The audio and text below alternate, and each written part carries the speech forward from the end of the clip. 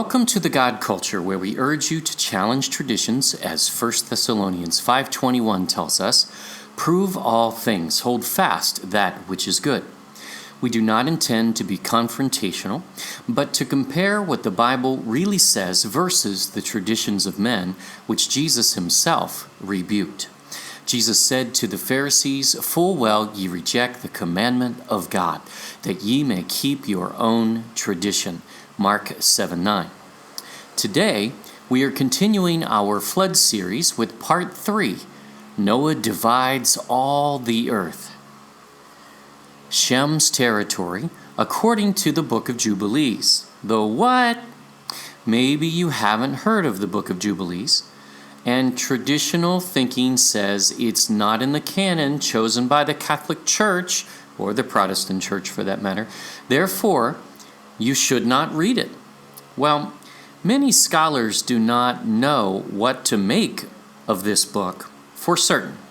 In fact, they do not know who authored it, and they try to claim it was written around the period of 100 to 200 BC, before Yahushua, Jesus.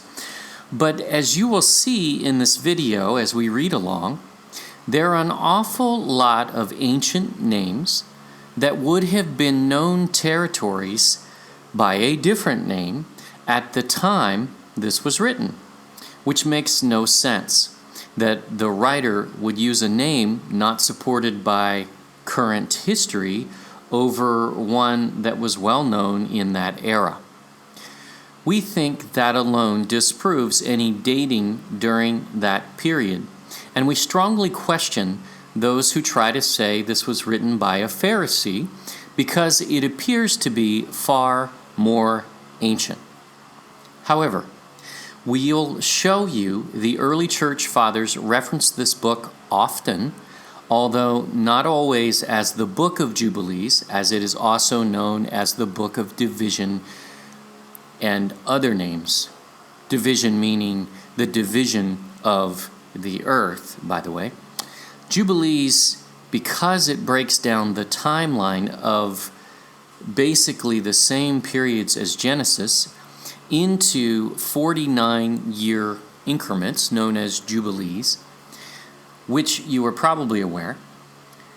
Here's our take, and we'll expound a little more. If the early church fathers had access to and used and quoted a source, no matter what it was, we want to have that source available to us as well. In fact, we would like believers to be aware even of some occult writings. Oh, did we say that? Yes, actually we did. And this, by the way, is not an occult writing, because we all need to know our enemy and how he thinks. When your eyes are open to this, you can even watch a TV commercial and see the satanic influence, whereas otherwise you may get an odd feeling in your spirit, but you don't know why. And many of us ignore this. We're adults, and we can handle extra biblical books like this. Is this written in a manner that favors the occult, by the way, or that ties to the whole of Scripture? That's really the question. In this case, our observation is that the book of Jubilees essentially confirms the writings of Moses in Genesis, and it expounds, we believe, in good ways. We get details we would not have had otherwise. For instance, ever been asked the question, if God only created Adam and Eve, where did Cain's wife come from? That answer is not in Genesis, and it leaves us all rather stumped. Whole theories have come out of such thinking, and we'll discuss those later, but did you know Jubilees tells us Cain married his sister? Before you jump up and down saying, yuck, ooh, consider this. We will prove that man has been de-evolving through time, not evolving. And in the same time of the first humans, their DNA was far more pure. But once you take a copy of a copy of a copy and so on, you lose information every time along the way. There was nothing wrong with this, and Jubilees also tells us Seth did the same. He married his other sister. Well, where did you think the women came from? Of course, that's who they married. In fact, Jubilees gives us the wives' names of all of the patriarchs and who their families were, which again fills in other gaps, such as the occult story of Noah marrying one of Cain's granddaughters named Naamah. That's not true. Funny, you will find that same Naamah as the mother to giants in occult lore. And not exactly cool for Noah to be marrying a Nephilim breeder. Because, well, he didn't. Jubilees says Noah married Amzara, the daughter of Rachiel, the daughter of his father's brother.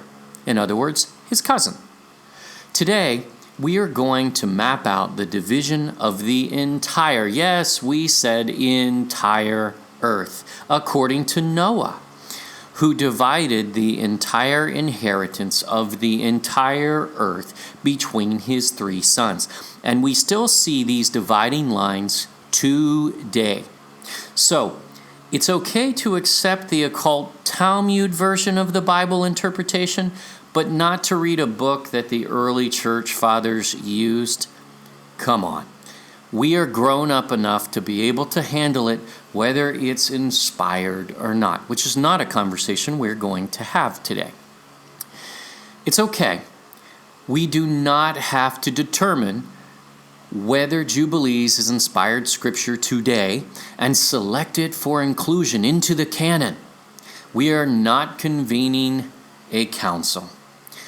Just as many of us read history books written by occultists and Pharisees, such as even Josephus, whom we really respect, we still many times, not always, find them credible. And frankly, we are finding traditional views of the Bible from seminaries, in some cases, to be reliant on occult accounts in error. We must all prove all things for ourselves, and we are all capable of discerning the truth from fiction. And we both know we go watch fictional movies, and we know the difference. One last thing about Jubilees is that even though fragments were found with the Dead Sea Scrolls, it was already in circulation long before, as even in 1913, over 30 years before the Dead Sea Scrolls were found, R.H. Charles provided an interpretation based mostly on the Ethiopian version, in which it was a part of their Christian canon all along, as was the Book of Enoch, by the way, which we'll introduce in a later video. So when one says it's not a part of the canon, actually there is a canon which included it, and when they tell you, stay away, it's a Dead Sea Scroll, know that that is an inaccurate portrayal, as it was well circulated in the early church and in Ethiopia's church all along, and was reinterpreted 30 years ago, or 30 years prior to the Dead Sea Scrolls being found. Also, when someone warns you about those Dead Sea Scrolls, remind them that every book of the canon of Scripture also had at least fragments found within the Dead Sea Scrolls, which is a cool thing because it confirms the Bible. So no, we can't throw out the Dead Sea Scrolls. There's a lot of good there. You gotta filter through it, but there's a lot of good there. Except, by the way, the book of Esther, which we believe brings that book into question. There were some books found which we too believe to be of occult origin, and we have to go through each one to determine. But even the occult ones, and we do not believe Jubilees qualifies as such, can still provide valuable insight into people and places and help us further understand biblical geography, history, etc. from time to time, even if you're not reading it as inspired scripture. We read things like that as history, and then we still filter through it because we realize that an occult account may have some truth, but it also may have some lies. So you have to filter through it. And yes, we are well aware of the traditional thinking that Noah and his sons only knew about a small portion of the earth and basically divided up the Middle East and a little further, right? So first, this would assume Adam was given dominion over the entire planet, but Yahuwah God only made him aware of a little sliver of it. Really? That's logical? Not in our book. And Noah then inherited the entire earth after the flood. And scholars expect us to accept that he still was only aware of the same little sliver of land 1,000+ years later. We are told that Israel is the center of the earth, for instance, and that's wrong. They even say all languages east of Israel are written right to left, but again, that is wrong. The ancient Baybayin script of the Philippines were not right to left, and several Oriental scripts are really, truly vertical, not even horizontal in origin. So the Western thinking that is prevalent in such a statement is already the problem. The Garden of Eden is in, well, Babylon. Funny, it would lead to Babylon, isn't it? Between the Tigris and Euphrates. Well, neither of those words are in the original Hebrew, as it is Hiddekel and Parat, and scholars well know this is not the Tigris and the Euphrates. And even if it was, it would not necessarily be the same rivers that these would have been named after, because they were named long after the flood anyway. But it doesn't matter because it's impertinent. We spell that out in detail in part 10 of Solomon's Gold series, by the way, where we locate the rivers from Eden using a map of the ocean floor and scripture. We will reference the strong theory of ours in this video and the next, so if you have not reviewed it, we encourage you to go watch part 10 of Solomon's Gold series first. And don't hit us with a debate about the rivers from Eden in comments, because we show a couple of slides out of the entire presentation, which is fairly massive, because we're not going to engage that. It seems some folks believe they can watch one video and miraculously know our entire series. Let us be clear, you can not. And we are no longer entering those kinds of debates in comments, just so that you know ahead of time. We're just not doing it. We can't break down months of research and 2 hours of video in a comment on YouTube. No, we can't do that. So let us begin our journey of Noah's division of the entire earth to Shem. First, the book of Jubilees, or also known as the Little Genesis, no, it's not smaller, is mentioned by name continually in the writings of the early fathers, and by a succession of authors reaching to Theodorus Medocida in AD 1332. Allusions to information contained therein without actual naming of the origin of the statements are very numerous, particularly in the Byzantine chroniclers.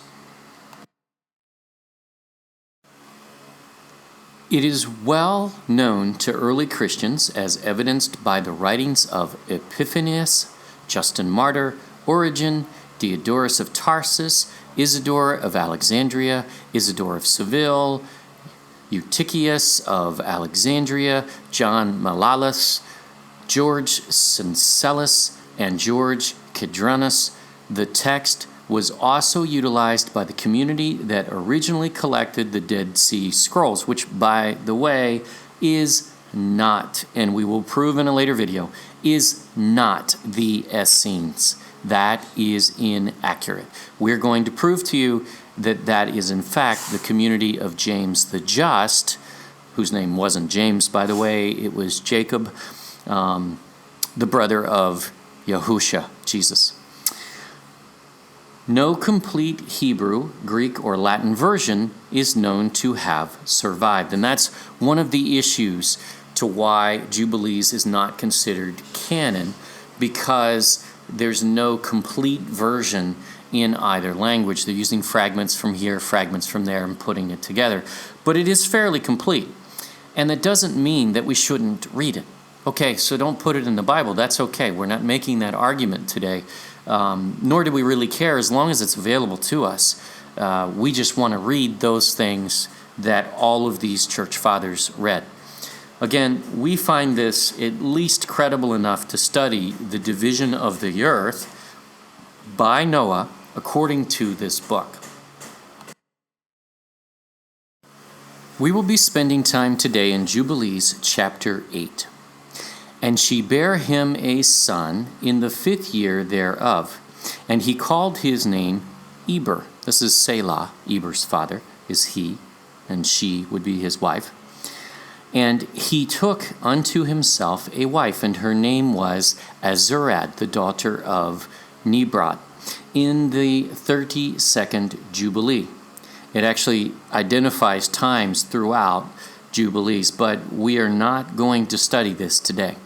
In the 7th week, in the 3rd year thereof.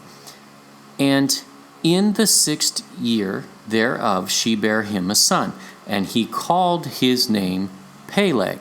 Remember Joktan's brother who fathered the Israelites, Peleg. For in the days when he was born, the children of Noah began to divide the earth. Similar to Genesis, remember that scripture. In his days, the whole earth was divided amongst themselves. For this reason, he called his name Peleg, and they divided it secretly amongst themselves and told it to Noah.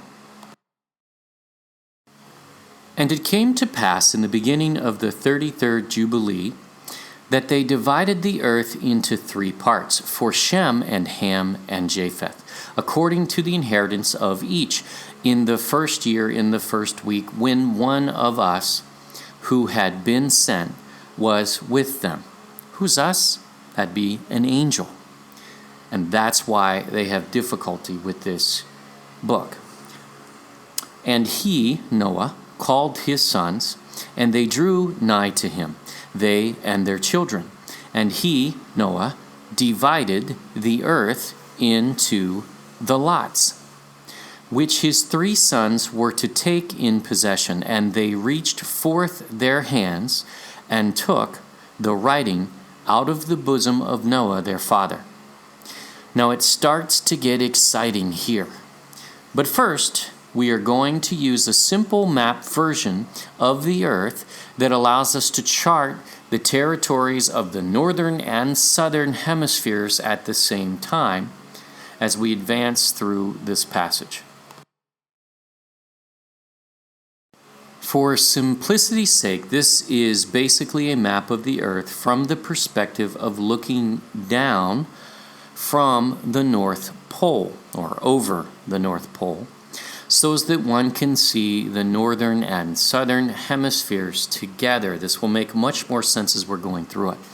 This is actually the UN logo, in fact, and it makes it easier to see the whole earth at once. For those who believe the earth to be a sphere, imagine yourself looking down on the earth. For those viewers who believe the earth is not a sphere, and we know we have some, you will find this map useful as well. So, the North Pole on this map, because you are looking down, is the very center as marked by the red circle, and will show you quickly where the continents are, so all of this makes sense and you'll have your orientation. You'll get it pretty quickly. You can do this. Here's Australia and Asia, Africa, and Europe, North America, South America, and because you are viewing the whole Earth at once, Antarctica is the ring around the outside of the map. Again, north is the center of the circle in the middle of the screen, and south goes toward the outer edges in each direction, from the center, which is north. East is counterclockwise, and west is clockwise. And here is a colorized version to make it easier, and again, the directions. We considered several maps for this message, but find this to be the most beneficial in fully understanding the directions, because we can see both the northern and southern hemispheres in a very clear way that allows us to go around as the directions are telling us. So, here we go. And there came forth on the writing as Shem's lot the middle of the earth, which he should take as an inheritance for himself and for his sons for the generations of eternity. How long are these territories supposed to be in place? Eternity. So is this pertinent today? Yep. So let's map out Shem's first territory. So Shem gets the middle of the earth, the center. We will support this further later as well. For this next portion, we are going to zoom in on Russia, as there is a lot of detail for that description of that particular area. Just for a few frames, but don't worry, we're going to zoom back out and continue on the world map. And there came forth on the writing as Shem's lot the middle of the earth, which he should take as an inheritance for himself and his sons for generations of eternity, from the middle of the mountain range of Rapha. Thanks to R.H. Charles, who interpreted basically the Ethiopian version of Jubilees, we know that this was the Rephaim mountain range in ancient times, named after Riphath, the son of Gomer, who's from Japheth, who settled in this area, the same area we're showing. In modern times, this has been renamed the Ural Mountains, which basically make up the dividing line splitting Russia into its Asian side and its European side. Rather odd that the division set by Noah remains today as the division of two continents. Wow. Let's continue. From the middle of the mountain range of Rapha, from the mouth of the water, from the river Tina. Oh, look, there's a large river there that runs basically to the middle of the Ural Mountains, Rapha. But don't settle for just that simple description, because this one gets more detailed, and this river fits all of that detail in an amazing way, because Yahuwah many times gives us hints along the way. R.H. Charles was able to find these hints and put this together in a marvelous way. So this line starts at the middle of the Rapha Mountains, and we are drawing just one line thus far towards the mouth of the river Tina, which flows into the Finnish Gulf which flows into the Arctic Ocean. There is no reference to a river Tina in history that we can find, but it almost seems as Noah knew this would be the case, and he provides far greater detail of this particular border than probably any. But there's more.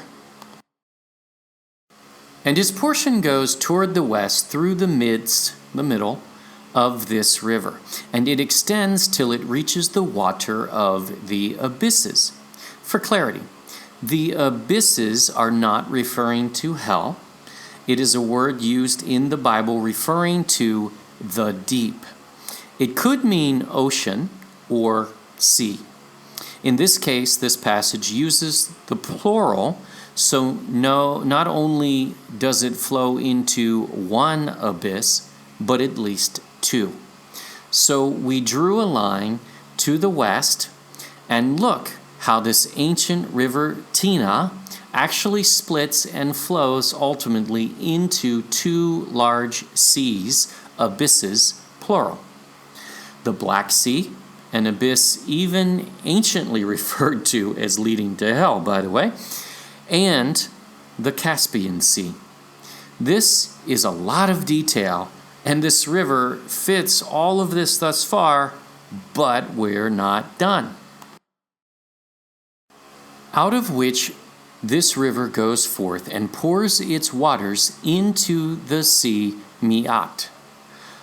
Oh, where could this sea be?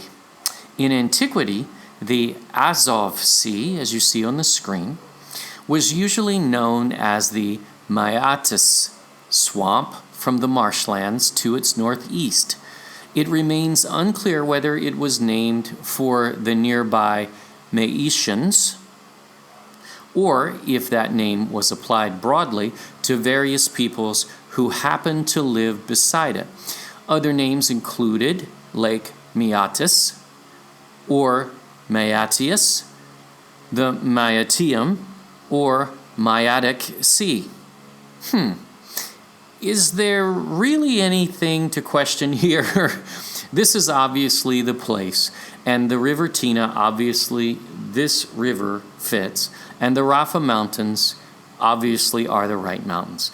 This writer has given such a detailed description that this could be no other place on earth. So one may say this must have been written later, and the author already knew what the Greeks called the sea. Problem: we can find no record of the river Tina whatsoever. Not in any Greek literature that we can find, meaning it is far more ancient, and the Riphaean Mountains predate that era as well.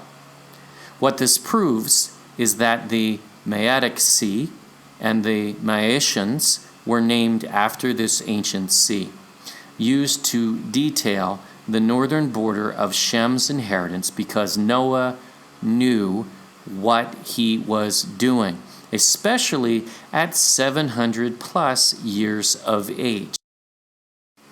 And this river flows into the Great Sea, the ocean. The Great Sea is the world ocean, and there is really only one because they are all connected. And look, at the Finnish Gulf, it flows into the Arctic Ocean, the Great Sea Ocean. So this river starts in the middle of a border mountain range that is identifiable through history, and it flows to its mouth, then west into two seas, abysses, and another sea with a specific name that's traced through history, and it pours into the ocean all the same. Pretty much narrows it down, but of course, Rapha is the clear giveaway here. And all that is towards the north is Japheth's, and all that is towards the south belongs to Shem. So this is our first border, defined in great detail, and funny, it stands today as the dividing line between Asia and Europe, or Shem in orange and Japheth in green.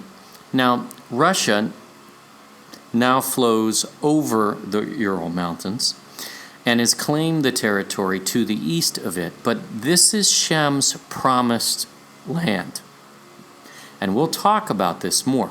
In fact, Israel, we will find, is within Shem's promised land, but the sons of Ham, Canaan, took it.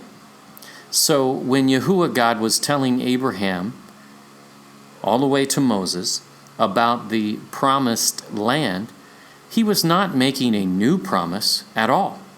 Abraham was a Shemite from Shem, and Shem was promised that land that Ham's son took.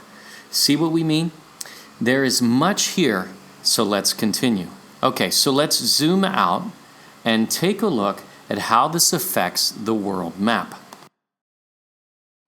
Shem gets the middle, the center of the earth, and the boundary between Shem and Japheth is now set by the Ural Mountains and the modern Don and Volga rivers in Russia. Don't worry that it seems a little vague on exactly where the river and mountains divide, because that detail is in this account, and we'll get there. And it extends till it reaches Karasso.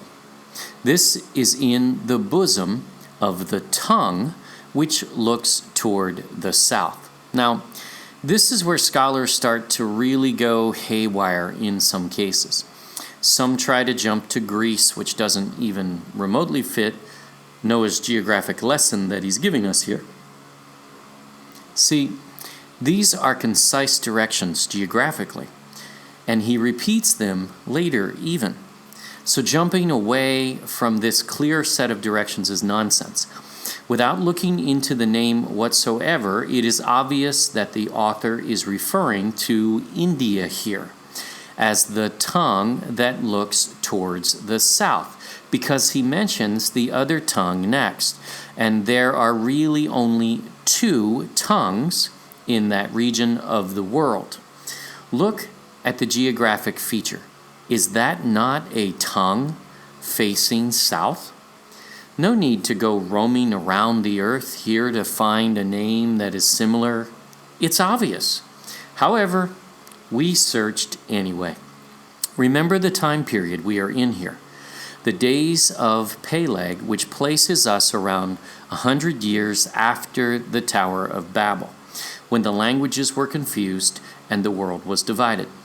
In India, archaeologists in recent years have discovered one of the most ancient of civilizations, known as the Indus Valley Civilization, which dates back to around 3000 BC. Sounds like around the time of just after the flood. How about that? In the Indus Valley Civilization, as of 1999, over 1,056 cities and settlements had been found, of which 96 have been excavated. One such city was named Kir-Asara, which does sound similar, to use scholarly logic, but better yet, it actually fits the geography of Jubilees, as it is in the bosom of the tongue, which looks toward the south. See the map to the left? There is what looks like a woman's bosom in the area that we circled. And right in the middle of that bosom is Kir-Asara, Karasso. Let's continue our journey. And his portion extends along the Great Sea, the ocean, and it extends in a straight line till it reaches the west of the tongue, which looks toward the south. For this sea is named the tongue of the Egyptian Sea. So from India on the Great Sea, the world ocean, of which there's still only one, no matter how you try to split it up, draw a straight line to the west, and there's the other tongue. Now, some scholars try to debate that the Egyptian Sea is not the Red Sea. But here's the problem. The Egyptian Sea has a tongue inside of it, according to this description. Or, in other words, it surrounds a tongue. If this were Saudi Arabia, there are 3 different seas at play, not just one, as this passage mentions. This can only refer to what we call today the Sinai Peninsula. Inaccurately, by the way, because Mount Sinai is over the east portion of the Red Sea, because the Israelites left from Goshen, which is north of the other portion of the Red Sea on the west side of the tongue. So they didn't have to cross over that side of the Red Sea. They certainly didn't head down into Egypt first and then leave to cross the Red Sea. It makes no sense, especially not the time of the journey and everything else. We're not going to go there, but even Paul tells us exactly where Mount Sinai is, and it is in Saudi Arabia. So, anyway, look at the clear shape of a tongue in the midst of the Red Sea or Egyptian Sea, and it also looks toward the south. We don't have to speculate here. Noah is telling us the Egyptian Sea surrounds this tongue, as it is the tongue of the Egyptian Sea. But did Noah know what a tongue looked like?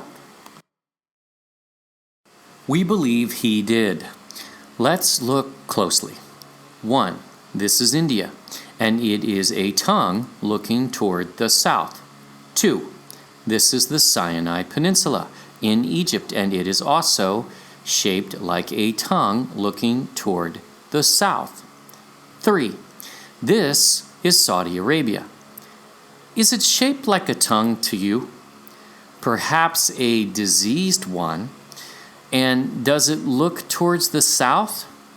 Not just the western corner, because that would be misplaced logic. This shape faces the southeast, not the south. It does not fit. And it turns from here towards the south, towards the mouth of the Great Sea, on the shore of its waters. Again, the mouth of the Great Sea is the world ocean. And look, here it is right where the directions say it will be, and the shore of its waters. Now, Noah is talking about Saudi Arabia. One may question, Noah couldn't have known all of this detail, and it must have been written when scholars say in 200 to 100 BC, right? Wrong, because by 200 BC, we didn't know the full geography of the earth. These directions wouldn't make any sense in 200 BC for the most part. We had lost that knowledge, but Noah saw the earth even from heaven, because the book of Enoch says he was taken there just like Enoch, and he was told the detail of the flood, and he saw the full detail of the earth from above, which is why we use this map. Makes sense now? So yes, Noah knew, and we did not recapture that knowledge until fairly recently in history. As Solomon said, there is nothing new under the sun. By the way, heaven is above the sun. So this could be rendered, there's nothing new on the earth. Not UFOs, not giants, as we will show you, not technology, not science, nothing new. We will address this further. Again, what a clear picture Noah paints here. Now, that's a scholar we can learn from. And it extends to the west to Ophir, and it extends till it reaches the waters of the river Gihon, and to the south of the waters of Gihon, to the banks of this river. We believe this refers to Africa. We know, sounds like a stretch, but read some scholarly writings, and they do question that Ophir could actually mean Africa. But look at the geography, not just the word. Where are we in the directions? We left the Sinai Peninsula and headed down to the ocean and the shores of Saudi Arabia, Yemen. So we're in Yemen. And what is west of Yemen? Tough question, right? Africa. Shem's territory extends over the waters to the banks of Africa. It does not include Africa. As you will see, that is Ham's, but the waters are Shem's. That's how detailed Noah was. But let's look at the word Aphra, which in Hebrew means ashes, dust, clay, and Africa is certainly known for a people with the skin tone of ashes, dust, and clay. And the land is known to be largely desert of dust and clay. Not all, but a very large portion of it. So it even fits when you look at it that way. Again, let's learn from Noah. He's guiding us here. But what about this Gihon River? You know, we covered this in our River from Eden segment, part 10 of Solomon's Gold series. You will really need to watch that video to get the full explanation. But here's a brief review of the Gihon. In describing the river from Eden and the four heads of other rivers, Genesis 2 says this of the Gihon River. And the name of the second river is Gihon. The same is it that compasseth, surrounds the whole land of Cush. Here's the map of the ocean floor that we used, in which we believe we find the ancient river from Eden coming out of the North Pole and flowing for 40,000 continuous miles, even according to science, around the earth. It breaks into four heads, as the passage says. Look at Africa. See how the Gihon River surrounds all of Africa. Now, we know the land of Cush is well documented to be Ethiopia, right? Actually, that is correct. By the way, geography shows no river surrounding the whole land of Ethiopia. So something's wrong. Is the Bible wrong? No. One running through it, but not surrounding it. That's because this was before the flood, and even that river did not exist at that time. The Gihon is at the bottom of the ocean floor, represented by a known oceanic trench system that's still there and still functioning. Again, you got to watch part 10 to understand what we mean, so don't try to debate us based on this brief explanation, because we will not engage. However, more so, what does Genesis say here? It surrounds the whole land of Cush.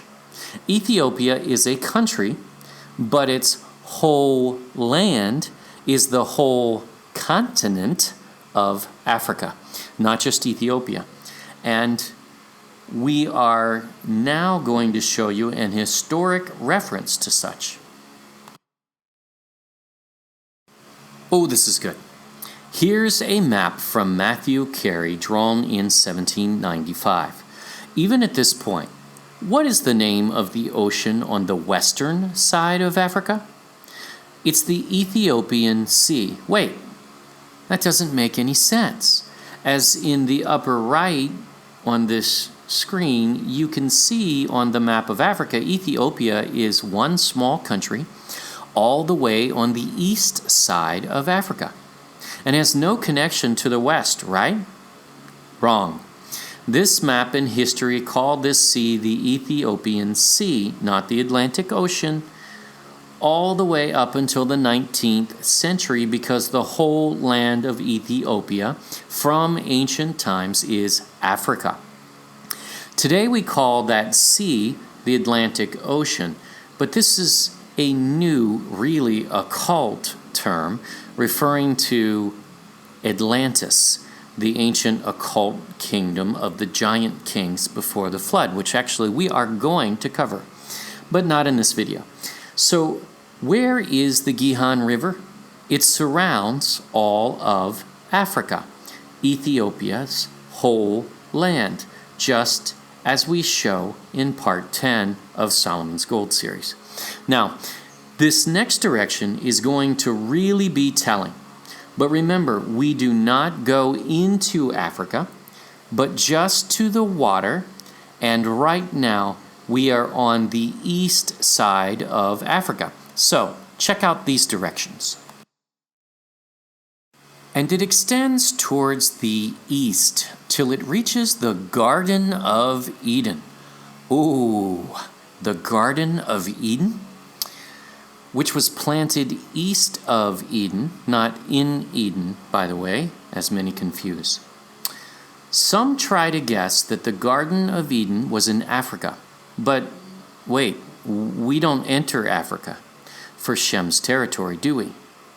And we are on the east side of it, not in it, nor on the west, which is where we are right now. And in fact, we even saw a reference on one website where they actually said that the Garden of Eden was west, in the west of Shem's territory. Well, this says east. They were even quoting this scripture, by the way, inaccurately, and perhaps it was just a mistake, of course. We are told to head east until it reaches the garden. Wow. So, no, it's not Africa. What we also know is we already covered the Middle East, and we have exited it. We left it, and at this point, that's not the garden. It's not in the Middle East. Nor is it in India, because we've already exited India as well. Territory is already covered. We are going to cover this in an entire video where we really break this down. But what's east of Africa? Well, water. So how far east, emphasis intended, do we go to reach the garden? Well, we go to the ends of the earth. But we'll prove that. And what's at the ends of the earth later. Watch our Solomon's Gold series and you will see, and once we have produced part 4, which lays out Japheth and Ham's inheritance, we will then go back to Solomon's Gold series and produce part 12, where is the Garden of Eden, because it fits there. And you'll see why when you see the full revelation, which, by the way, goes way beyond just Jubilees. And if you think you know how we are going to pull this together, you don't, because we have other sources we are not going to mention, and there is a very large breakthrough in some of the words used. But we're not going to tell you anymore. Sorry for teasing. Gee, we wonder why the book of Jubilees would have to be suppressed. Are you seeing a pattern here? Just curious. Let's move on. To the south thereof, to the south. So we'll draw a line to the south, but we do not know how far until we get to Ham's territory. What's Ham doing all the way around the world, you say? I thought his lineage was from Africa, right? Well, it is. But Noah's going to tell us. And from the east of the whole land of Eden, and of the whole east. Okay, so did you just read east of the Garden of Eden? Because that's not what this says. Allow us some leeway, because we will prove this later, but Eden is the land of the North Pole.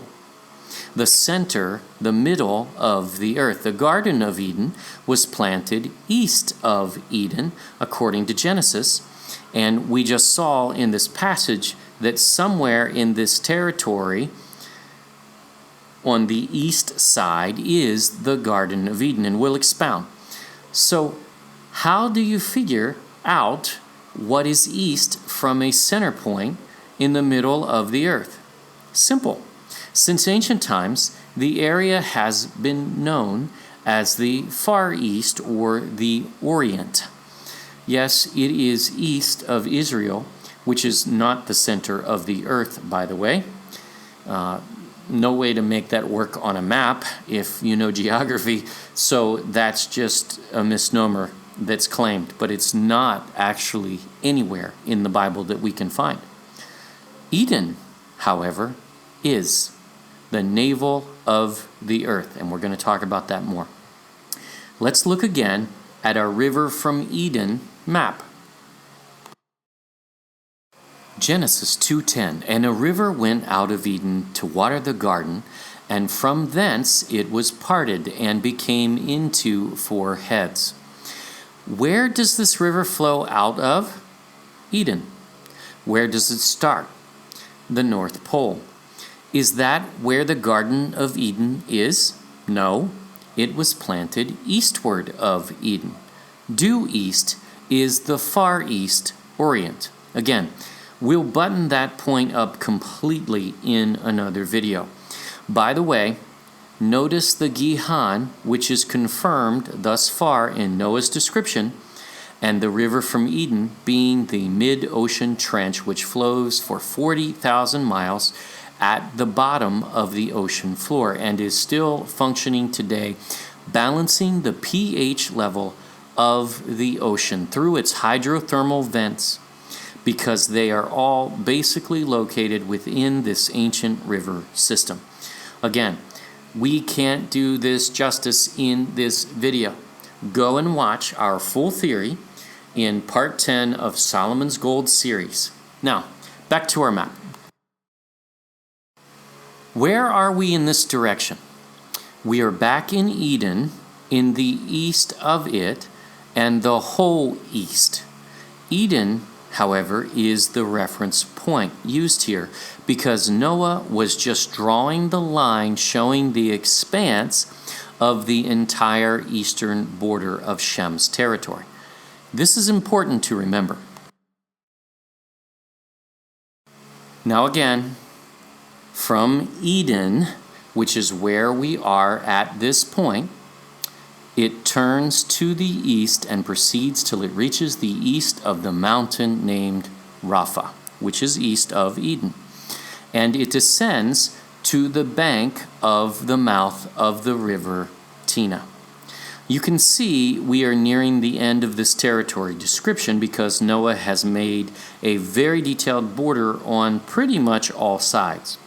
Note, the east of the Rapha mountains are Shem's, but the mountains themselves and the west belong to Japheth, as we showed you earlier, which makes sense that they would be named after Japheth's son, Rapha. This is why they bore the name of Riphath, son of Gomer, from Japheth, and were not named after one of Shem's generations. And we drew it on the south side of the bank of the river Tina, meaning the Tina River waters belong to Japheth as well. So we now have a full picture of Shem's territory, which is basically Asia, and has withstood the test of time, as the border between Asia and Europe remains this same border set by Noah still today. This portion came forth by lot for Shem and his sons, that they should possess it forever, unto his generations forevermore. Forever. And it uses that description in the beginning and again at the end, but we are not finished yet because Noah repeats these directions so that it is abundantly clear whose territory is whose. Despite this, Jubilees tells that Ham took some of Shem's territory. You will notice Israel is within Shem's borders, yet Canaan, Ham's son, possessed it against Noah's wishes. This is why Yahuwah God gives it back to Abraham's generations, because they are Shem's generations, and the land was promised to Shem. Thus, the promised land, not just to Abraham, though it was, but to his ancestor, Shem, son of Noah, by Noah himself. We can't cover all of Jubilees in this one video, though. So let's recap real quick. Here are all the arrows for the territory the author describes thus far, and notice how detailed this description is, following a very logical, easy-to-follow pattern. But we are about to have even more blanks filled in. So here is Shem's territory, and we will explain why we are able to complete the boundaries such as the Southeast Pacific and the area around Israel. And do you know what Noah thought of this? And Noah rejoiced that this portion came forth for Shem and for his sons, and he remembered all that he had spoken with his mouth in prophecy. For he had said, Blessed be the Lord God Yahuwah of Shem, and may the Lord Yahuwah dwell in the dwelling of Shem. And he knew that the Garden of Eden is the Holy of Holies, and the dwelling of the Lord Yahuwah, and Mount Sinai the center of the desert, and Mount Zion the center of the navel of the earth. These three were created as holy places facing each other. And he blessed the God of gods, who had put the word of the Lord Yahuwah into his mouth, and the Lord Yahuwah forevermore. There it is, a third time, forever. Again, we are going to go through this passage in more detail, but this says the three holy places of Yahuwah God are within Shem's inheritance. This is very significant, and we are actually going to find all three. This says they are facing, which means they form a triangle. Mount Zion, which is in the navel of the earth. Now, don't confuse this with a mountain in Israel that some confuse with Yahuwah God's holy mountain, because this one is in the navel of the earth. And look at the map, and note the navel of the earth is not Israel, despite many scholars who make such claims, and will explain in more detail. Then there's Mount Sinai, which Constantine's wife had a dream locating it in Egypt, which does not fit the Bible. She should have just read the Bible. As the Israelites crossed the Red Sea into Saudi Arabia, and there is lots of proof, including a scripture from Paul himself, actually telling us exactly where Sinai is, and it's not Egypt. No dream necessary. Then the elusive Garden of Eden is in Shem's territory, and we know on the east side of it, not the west side, but we are not going to just leave it at that. Stay tuned for part 12 of Solomon's Gold series, following this part 3 and part 4 of the Flood series, where we will find the region of the Garden of Eden. And he knew that a blessed portion and a blessing had come to Shem and his sons unto the generations forever. There it is again. Okay, that's the second time Noah rejoiced, and the fourth time in this passage that it is identified that Shem's inheritance lasts forever. But we're still not done, because now it's going to fill in even more blanks. So this is Noah confirming the territory in his rejoicing. The whole land of Eden. Again, does this say garden? No. Eden, the middle of the earth. Here's Eden, and this is where the river from Eden begins as well. In both descriptions, they begin with the same reference point, the middle of the earth. Note, this is also listed first by Noah because this is the same location of Yahuwah God's holy mountain on the sides of the north, Mount Zion. Note, northern Israel is not on the sides of the north. That's just in the north of one country. The North Pole, look at it here, has sides. No matter where you're looking from, you're looking north. You're looking at its sides. So, for it to have sides, it would have to be in the center of the earth, which is where it is on this map. We'll address this in more detail. And second, here's Mount Sinai and the whole land of the Red Sea. For those wondering about the location of Mount Sinai, we will address this further. But the whole land of the Red Sea would be the modern Sinai Peninsula and Saudi Arabia and Yemen. All of it. This is why this is listed second on Noah's list, because it is the location of Yahuwah God's other holy place, Mount Sinai. So can you guess what the third territory Noah mentions might be? Exactly. The Garden of Eden is listed third for a reason. Again, as it is within the whole land of the East. Isn't it great the way biblical writings tend to interpret themselves? Let's keep going. And India. So did we really have to guess earlier when we said the tongue facing the south was India? No. Yahuwah's word is clear.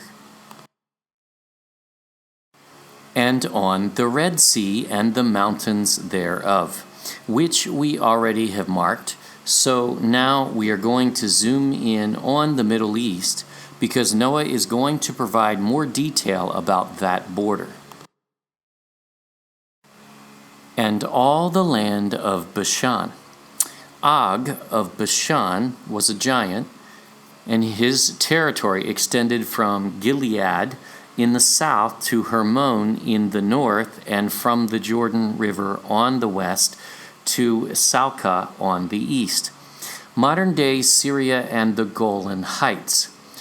However, we strongly question whether or not, being a giant, Og did not in fact also control the territories of the Philistines, which would be Canaan, Israel, and that whole area. We wonder. We don't know, so we're not going to mark that on the map yet. And all the land of Lebanon. We know where Lebanon is. And the islands of Kaftor. Now, this is an area of uncertainty, but let's remember where we are in Lebanon and Syria on the Mediterranean coast. There is ample history that Kaftor is a reference to the island of Crete. And as we are in Syria and Lebanon, and we know this is islands, not just one island, Cyprus also makes sense. Again, we don't quite know on this particular one, but not sure that it matters that much. and all the mountains of Senir and Amana. In Song of Solomon, chapter 4, verse 8, Solomon identifies these mountains with Lebanon. Come with me from Lebanon, my spouse, with me from Lebanon. Look from the top of Amana, from the top of Senir, same word when you look it up, and Hermon, from the lion's dens, from the mountains of the leopards. So Solomon identifies this with Lebanon. And the mountains of Ashur in the north.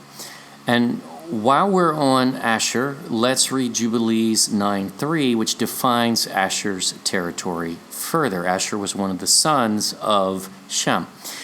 And for Ashur came forth the second portion, all the land of Ashur and Nineveh and Shinar, Assyria, and to the border of India, and it ascends and skirts the river. History tells us Assyria's ancient name was Ashur or Assur. From it was derived the name of the country Assyria and of the people Assyrians. And on the north and east, the high mountain chains of Armenia and Kurdistan. So this refers to Armenia and Kurdistan. And all the land of Elam, Ashur, and Babel, and Susan, and Meday. These are all lands within Assyria, so we already defined that by jumping ahead to Ashur's territory.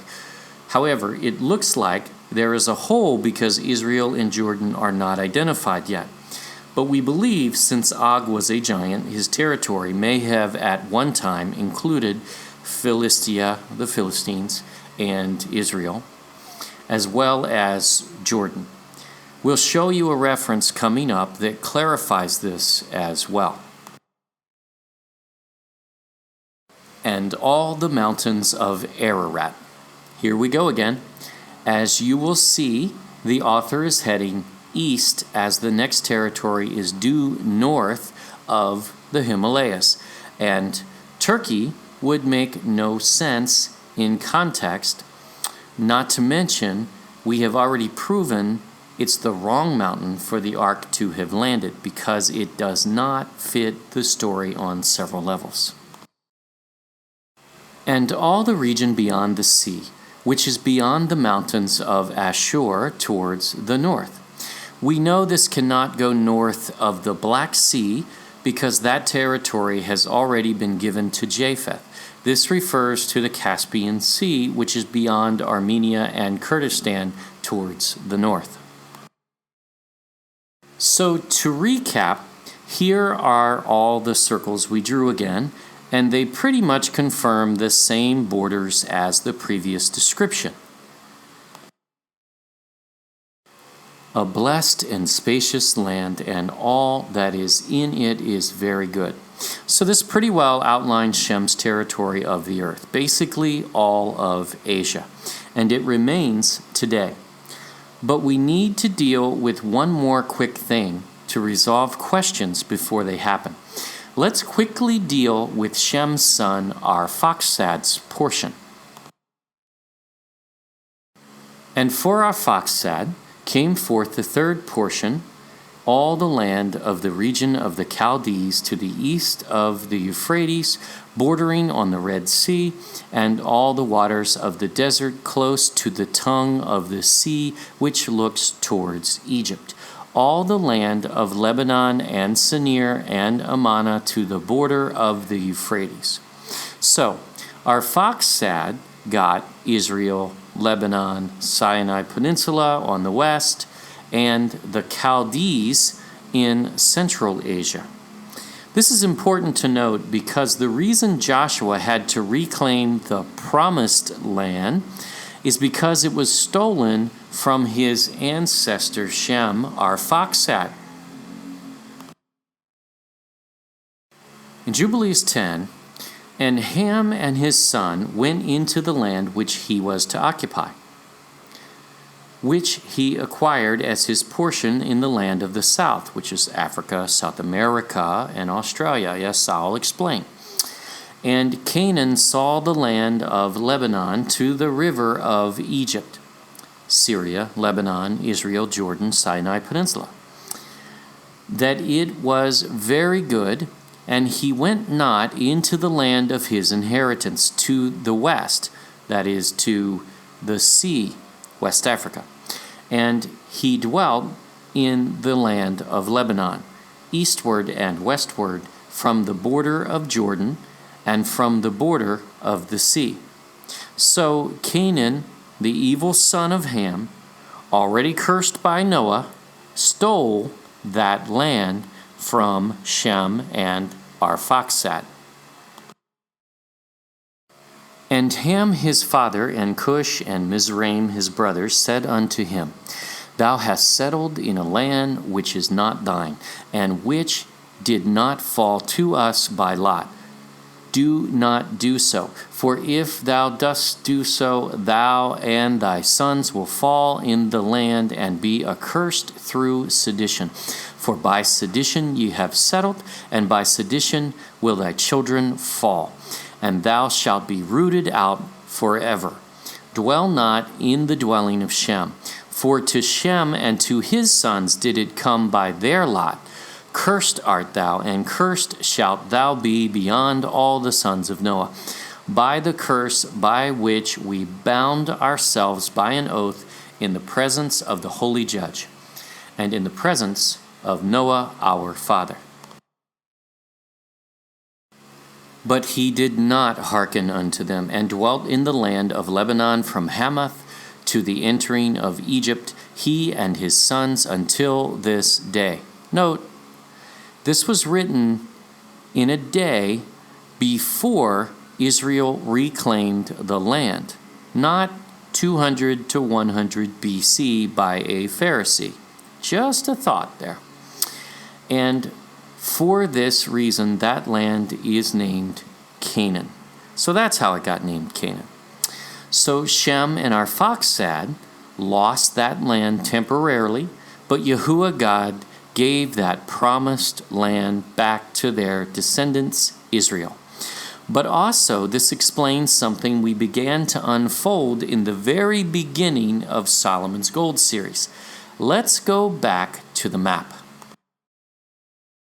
So, having lost his western territory that Canaan stole, Arphaxad's descendants settled in the Chaldees area in modern-day Iran and a sliver of Iraq. Remember, Arphaxad is Shem's son, and he fathered Selah, who begat Eber, who had two sons, Peleg and Joktan, who separated at Mesha, which we said was Mashhad, Iran, which fits this mapping. Peleg headed west, and his descendants, the Israelites, reclaimed that promised land. Joktan headed east with his sons, Ophir, Sheba, and Havilah. So did they live in Saudi Arabia? No. This further proves that Joktan headed to the eastern border of Shem's territory, and Peleg headed to the western border of Shem's territory. Joktan headed to the Orient. And in part 12, we are really going to bust this wide open. And you will completely understand the language used in this passage, as well as others, that tie this to perhaps even the Garden of Eden. This further proves that Philippines inhabitants are Shemites, Semites, and the term should never have referred only to peoples from the Middle East, because Shem's territory wasn't simply the Middle East. That's only a small portion of his territory. To ignore China, India, the Southeast Pacific, and all of the rest of Asia is outlandish, to be honest. Russia, this doesn't make any sense that scholars hyper-focus on the Middle East when this territory is right here in front of our face, well defined as being all of Asia. So now we have a detailed map of the way Shem's territory, his inheritance, was divided by Noah. But didn't we claim Noah divided the entire earth? Yes, we did. Don't miss part 4. Noah divides all earth, Ham's and Japheth's inheritance. When you see the way this reads, you will see how clear it is that not just the greater Middle East was divided, as we've already proven, but the entire planet. We may have lost that knowledge over time, but Noah knew. And wait till you see our upcoming part 12 of Solomon's Gold series, in which we will narrow in on the location of the Garden of Eden. Yes, we said that, and we mean it. You shall see. Thank you for watching our Solomon's Gold series. Please subscribe to our YouTube channel and view our website at thegodculture.com. Always remember to prove all things for yourself. Yahuwah, God bless.